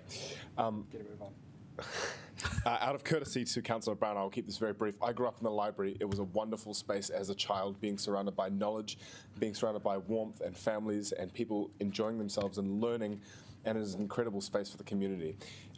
With regard to this project specifically, I support it for reasons that I believe are of interest to my constituents. Being the councillor for the Māori ward, I'm intensely conscious that Māori have not always been represented in our national centres of learning. We have not always seen ourselves reflected in archives and libraries and community spaces, and I think one particular provision in the report, plus our continued consultation with mana whenua throughout, and their unbridled enthusiasm for this, makes me feel very, very, very confident in my ngākau to vote in favour of this today. And I'll end by just saying that anyone who's familiar with my verbose loquacity over the past few standing contributions to the debate can probably guess that I am very much in favour. So kia ora. Kia ora. Councillor Calvert. Amendment. Of course you do. I'm being consistent for this meeting because we've had a lot of requests for extra funding, and I think we have a duty to our residents to make sure that this is, that we are spending money in the appropriate way. So I wonder whether you could just get the amendment up, please. Thank you. Okay, so I've heard there's been some comments about a warm, safe place, and I don't disagree with any of that. You know, we not only have a central library, we have libraries in our suburbs as well. And I think one of the pluses with the library closing, what we've seen is we've seen better use of space for storage space for books out in Johnsonville. You can now access a book from any of our libraries via our libraries, get it delivered there, and drop a book back to any library. You just don't have to go to the library that you actually borrowed the book from. So we have much more better access. But nevertheless, $189 million is quite a lot of money already to spend on a library, and including the other functions. One of the questions I've heard about Capital E, when the council were proposing on upgrading the building, a lot of the library functions that were coming out were very much centred around children and children's activities. And there was a crossover between with what Capital E were also offering as well. Because as we know, library services have progressed over the years and changed, don't look like what they used to 20, 30, 40 years ago, when libraries were very quiet spaces where you just basically read a book. So this was about a consolidation of some of those services, but using Capital E, our CCO experience, Wellington are really skilled in educating our young people and tapping into their knowledge and their ability and bringing that back in, so we weren't actually duplicating services. But nevertheless, I'm sure we can do this within $189 million. And it might just be that we have to really rethink, and I'm talking, through the officers, and how we do this.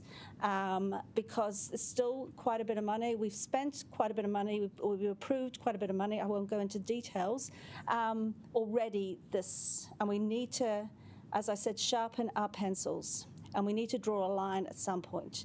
So I'm looking forward for your support on this, and acknowledging that some of that remedial work does need to be done to the building on the external sides. I think Councillor Young, were you okay? Or? Yeah, I know. I mean, I was second of reserve. Yeah. Thank you. Yes, 100%. Did officers want to add anything to this? Through you, Mayor, I would just say that might be better. Through you, Mayor, I would just say that the project director has been very clear that we have undertaken significant value engineering to get it down to this level of request. So we need to be clear that to remain at a budget of the existing budget without the additional request approved today, we would need to reduce or exclude those aspects from the building. Thank you very much. Were there any further questions? Excellent. Noted that Councillor Young is the seconder. Thank you very much. Debate. Councillor McNulty would like to speak. Kia ora. Look, we've just come through an election campaign, and it really doesn't matter what side of the aisle you were sitting on. Wellingtonians were sick of inaction, they were sick of delays, and they were sick of a city centre that has the heart and the life taken out of it. And they want to see delivery, and if I could give some advice to our colleagues in the beehive up the road, delivery is what New Zealanders are currently screaming out for. And so on this amendment, I'm going to ask you to vote against it, and it's purely on that basis of further delay. I'd also like people to take into consideration the knock-on impact for other businesses around Civic Square, particularly the City Gallery. If we don't deliver this library and we take longer to deliver this library, it creates more uncertainty around those other core facilities in Civic Square and getting the city back. We are tired, Wellingtonians are tired, we are tired as councillors of a city that is limping and without a heart and without a centre. We need to get this library delivered. Again, this is one of those, like I spoke to Frank Kitts Park, this is one of those fundamental underpinning points of my childhood that brings me to this table, this facility. I remember studying NCA level 3 geography in that library and looking out to the ocean. It is a fundamental part, and I'm just not willing to accept any further delays that take us longer to deliver on the things that every single Wellingtonian put a ballot paper and put it in one of those boxes asked us for in October. Kia ora. Thank you, Councillor. Councillor Randall. Yes. I want to rise in favour of this motion. I think that, yes, it is tired. We are tired because we're close to Christmas, as everyone is probably across the whole city, trying to get things done, trying to get decisions made. But it's still important that we have the right decisions. Councillor McNulty is right in the sense that the city does want to get things done. But I think also, in the feedback I got, was we also have a city that is actually tired of the constant cost escalations on pretty well every major project that this city delivers, and there is no pause or even just say no to this increase. It is, ask more money, get more money, ask more money, get more money. I've gone through some of the detailed stuff, and yes, this is very, it's a very rich, terrific library that we're wanting to do, but it's also very expensive. And today we've already made a number of very, very expensive decisions. There's a saying about being successful, and the saying goes along the lines that I don't know the key to success, but the key to failure is trying to please everybody. And I do think that in the end, this council is one day going to make a hard decision. And the hard decision will be to say, no, this is a chance for the council to send a message to say, we are willing to make a hard decision. We're willing to cut back on something we really, really want because we don't have the money for it. And people are hurting out there. So I urge you to support this motion. Thanks.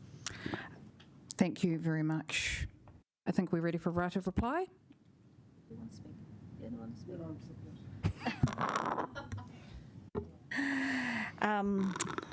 Thank you. And look, Councillor McNulty, I'm sure the building for $189 million, your son will be able to still study and see. I can't even remember now, it was school cert in my days, to study in the library. This is not, for $189 million, you certainly still will be able to do.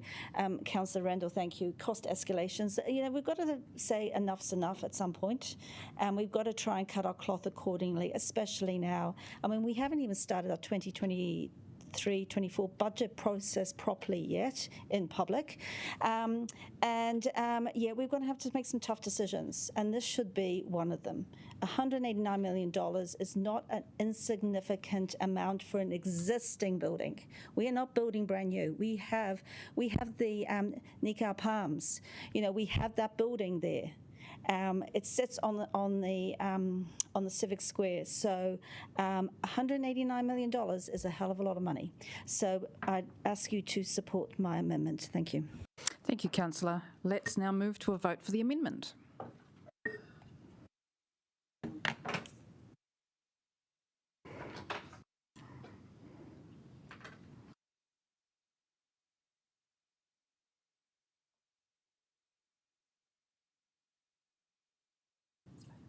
The amendment has failed, sorry.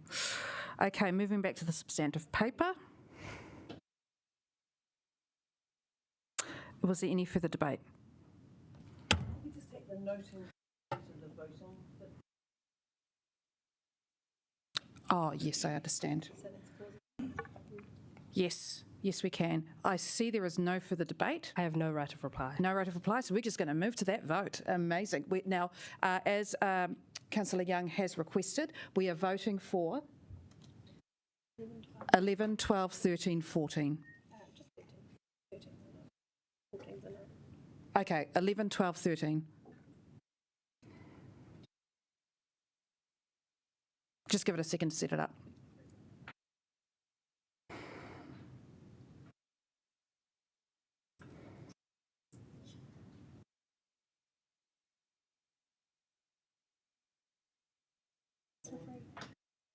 It's stuff.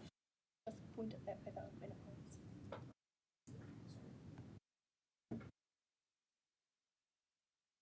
And it has passed. Now we will vote for the remaining points. Thank you.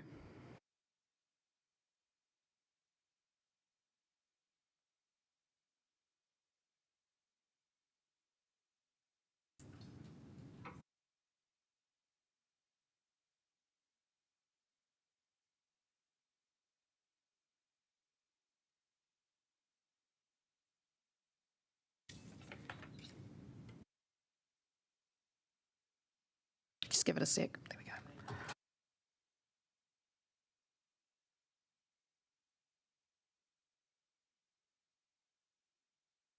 I declare the motion carried.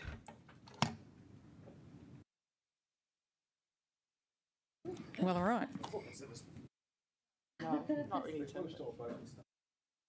No. Okay, bye, councillor. Guess we'll see you later. Okay, well done, everyone. That was a big one, and we got through it. I am so confident we're going to make 3 o'clock. So let's be snappy, maybe even 2:30. So I do have to move the agenda again because someone does have to leave. And I'd like to move to item 3.1 next, adopting the annual report.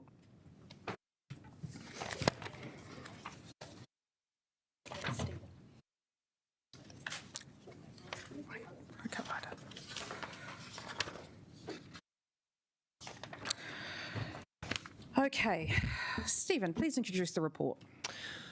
Thank you, Mayor. Before handing it over to Karen Young, our auditor, who's on my left from Audit New Zealand, I just really wanted to provide some brief context and actually thank everybody that's been involved in bringing together all the work on the annual report. It's been a big team effort. Look, it is a little unusual to be adopting the annual report this late in the year and obviously by a new council post the election. But this has been driven by labour shortages, which has really impacted on Audit New Zealand. The previous council carried out due diligence on the draft at that point and recommended to this incoming council that it adopts the annual report subject to the audit. So look, consistent with last week's briefing, the auditors have qualified their opinion, which I'll leave to Karen to speak to. We circulated a copy of that opinion a little bit earlier today, and there is an amended substantive there, really just to pick up on the wording changes that have been requested by our auditor. So over to you, Karen. Thank you, Stephen. Good afternoon, everyone. I'm happy to report that we've completed our audit of the Council's annual report for 2022. And subject to the Council adopting its annual report this afternoon and signing a letter of representation to us, I will be issuing the audit opinion. So our audit opinion is an overall qualified or modified audit opinion. We are issuing an unmodified opinion on the financial statements, and that means we are satisfied that the financial statements fairly reflect the Council's financial performance, operations and cash flows for the year. Our qualified opinion on the statement of service provision is what I'd like to talk about, and in particular the basis of our qualified opinion. We've qualified the opinion because of the Council's measurement of the Council and Group's greenhouse gas emissions. So Council has set out for itself a target in its long-term plan for 2021 to 31 that it will achieve in 2050 a target of net zero greenhouse gas emissions. And in doing so, the Council set out to measure the extent of those emissions. We audited the Council's reported results on those emissions. Those emissions are generated directly by the Council and indirectly in relation to the products and services that are consumed by the Council. And the group and the entities which make up the council's group. So in measuring the greenhouse gas emissions associated with certain goods and services purchased by the council has relied on emission factors based in 2007 data. There is insufficient evidence to show that these factors are relevant for measuring the council's greenhouse gas emissions for 2021 and 2022.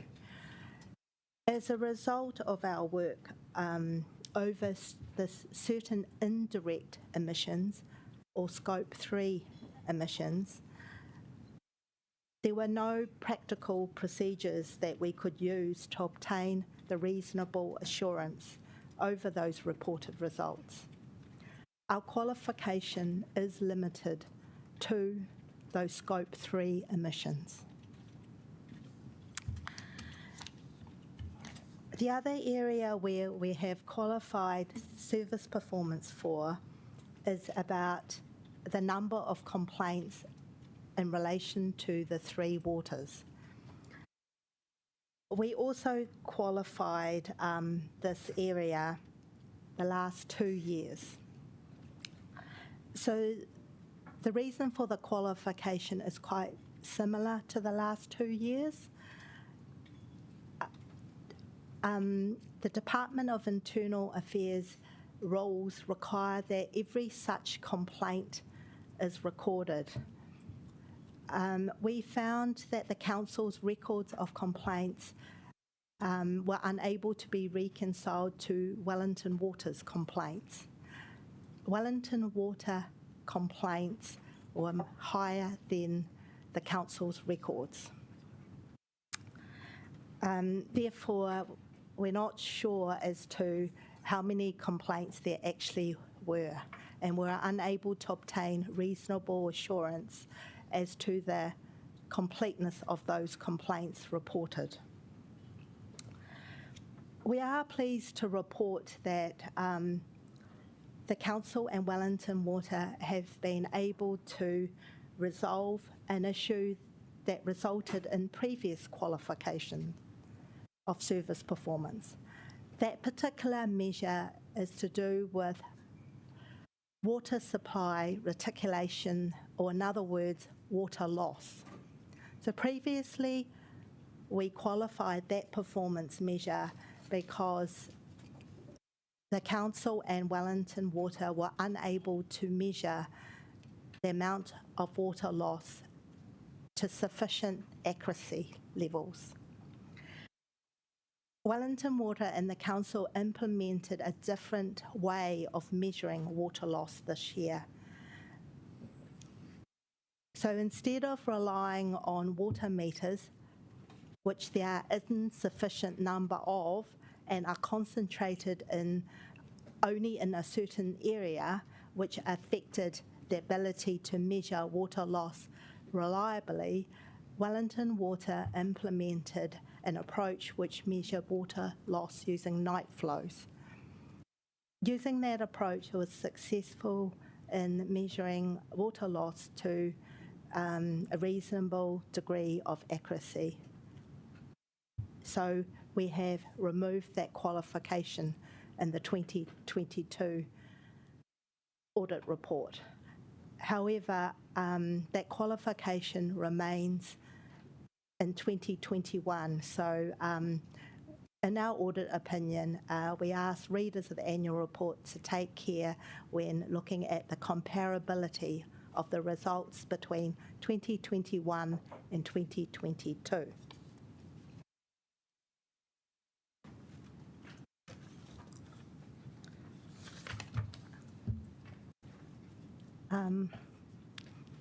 Wondering if anyone's got any questions. Cool. Councillor Free. Yeah, I just wonder about the difference, the qualification that we're still getting, because we don't know how many complaints there have been. In your opinion, is that resolvable?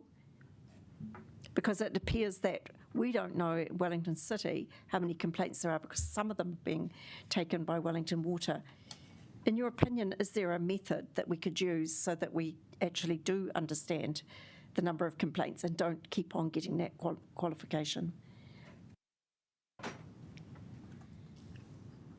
I thought I was asking Karen. Oh, yes.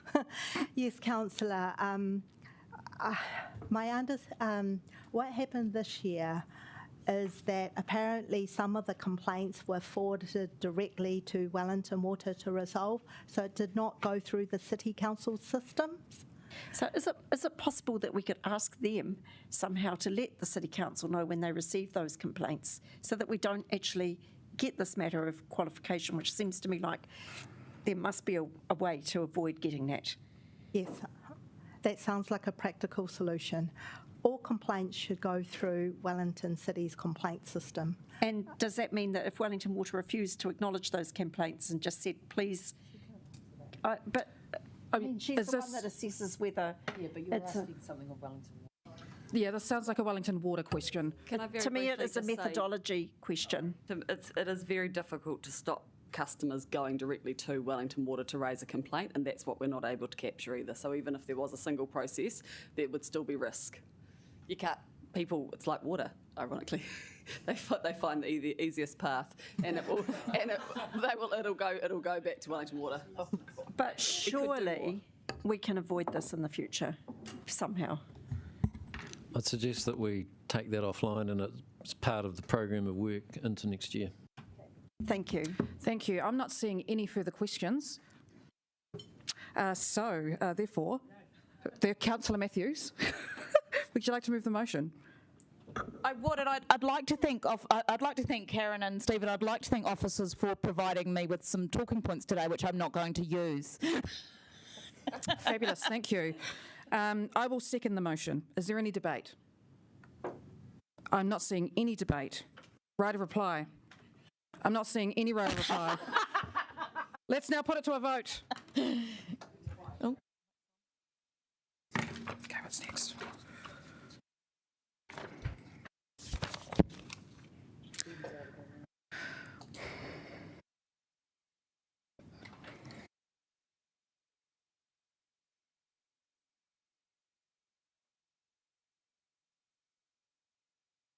The motion is passed. Thank you very much.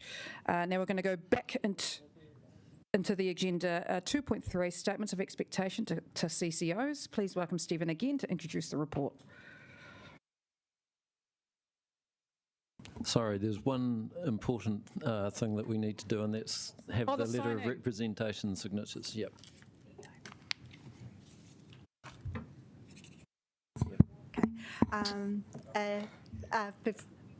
Before we do the various sign-offs, I'd very much like to thank this council, staff and management for all the cooperation we have received in undertaking the audit.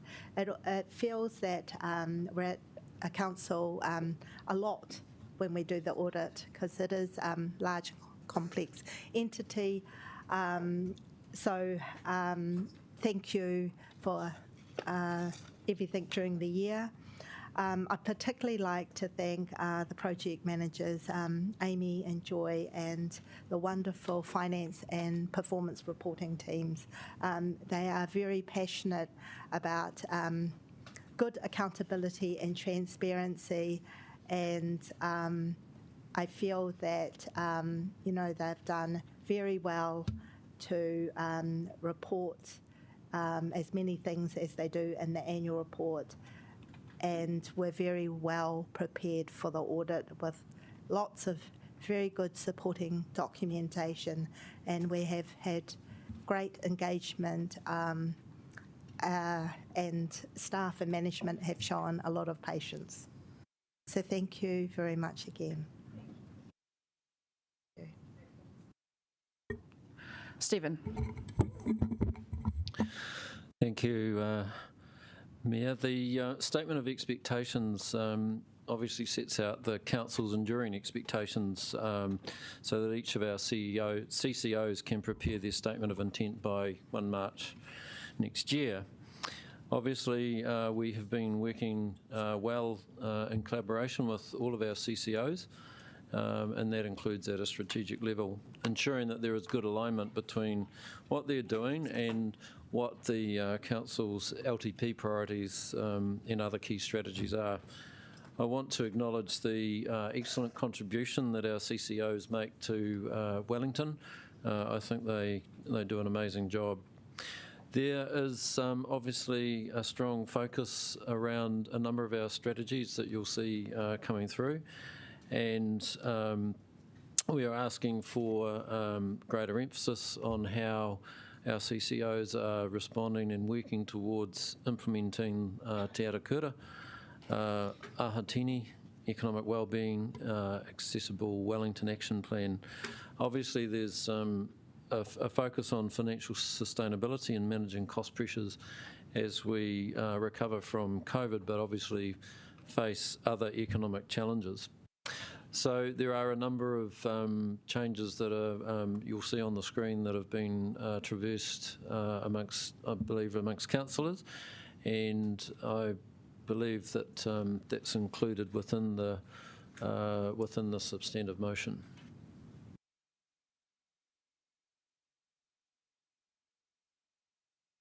Okay, thank you. Does anyone have any questions? Oh, excellent. I will move the motion. Do I have a seconder for the motion? Thank you, Councillor McNulty. Is there any debate? There is no debate. I have no right of reply. Let's now put it to a vote. Thank you, everyone.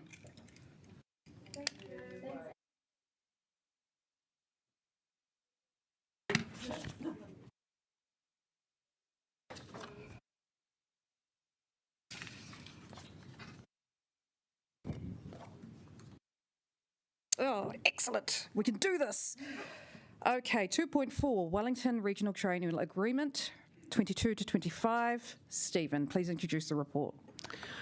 I'm going to suggest that the report be taken as read. It's really an administrative document for setting out how the TLAs in the Regional Council cooperate. Happy to take any questions. Any questions? No questions. I will move the motion. Do we have a seconder? Thank you, Councillor Matthews. Any debate? Any right of reply? No. Let's move to a vote.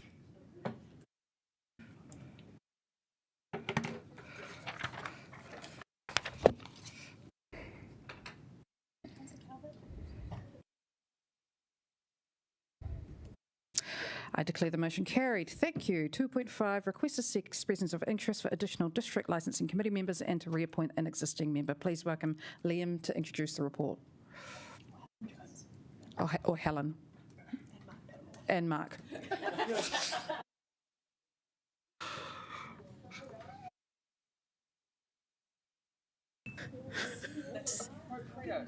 Yeah, apologies for my arm. Yes, I tripped and fell. I'll hide it. Thank you. Yeah. Good afternoon. This report just asks for two decisions to be made. First one is to give permission to seek expressions of interest for additional members of the DLC. And the other one is to reappoint Sandra Kirby, who was an existing list member, but her tenure expired during 2021. Once I receive that permission, we will go out to market after Christmas, and I will present a paper back to council in April with preferred candidates. Thank you. Any questions? I move the motion. Do I have a seconder? Thank you, Councillor Kaunihera. Is there any debate? Thank you. No right of reply, and now put it to a vote.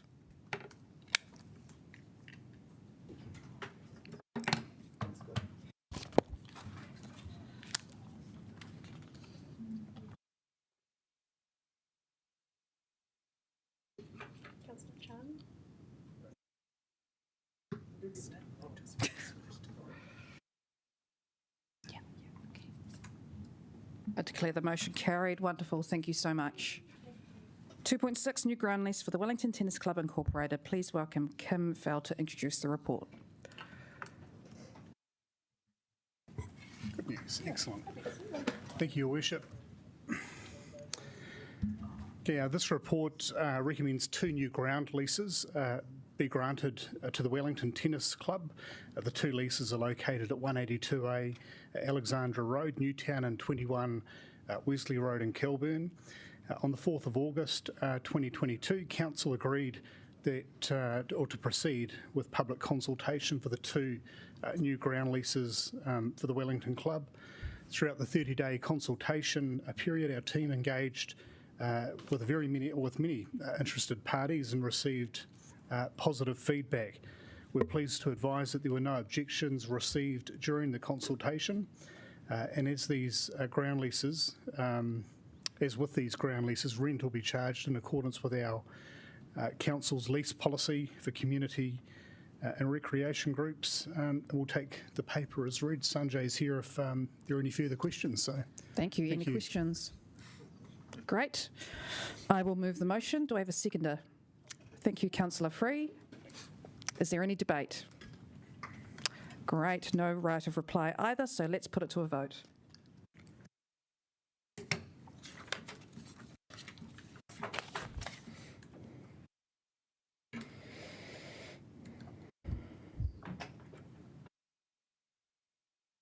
I declare the motion passed. Wonderful, thank you. 2.7 actions tracking. Please welcome Stephen again to introduce the report.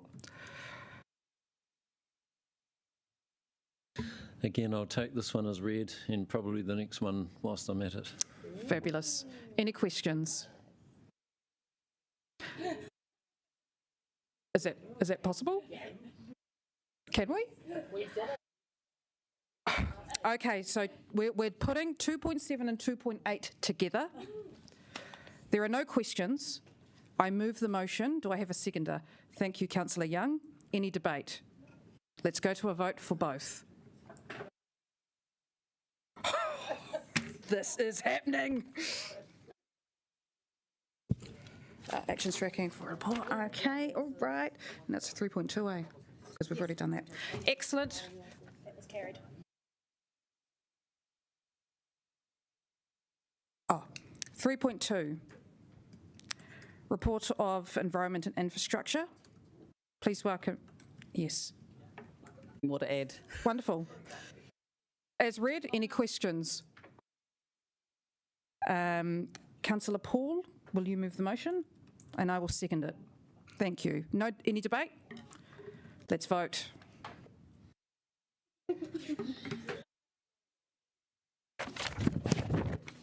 Can we remove all the committee reports as one for next? Yep, together this one. Councillor Calvert? Oh.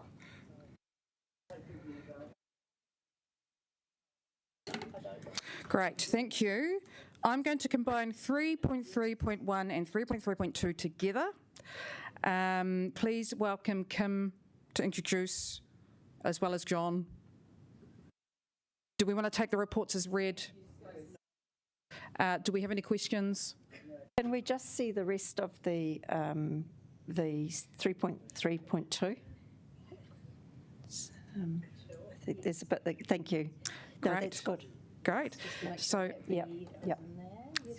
And Councillor Free will move those motions? Yes, I'm very happy to move this, these recommendations, which were, I think, unanimously endorsed by the Regulatory Committee yesterday.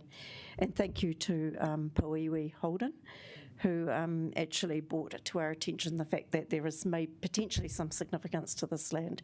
So that's the reason for the conditional bit in there.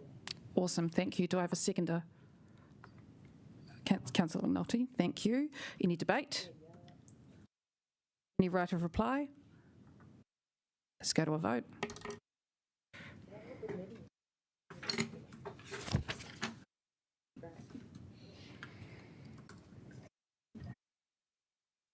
I declare the motion passed, and I declare the meeting closed. So let me just do a quick karakia.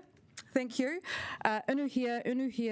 Unuhia ki te uru tapu nei, kia wātia, kia mama, te ngākau, te tinana, te wairua, i te ara takatū, koia rā e rongo, whakailia ake ki runga, kia wātia, Aira, kua wātia. Well done, everyone. 20 minutes.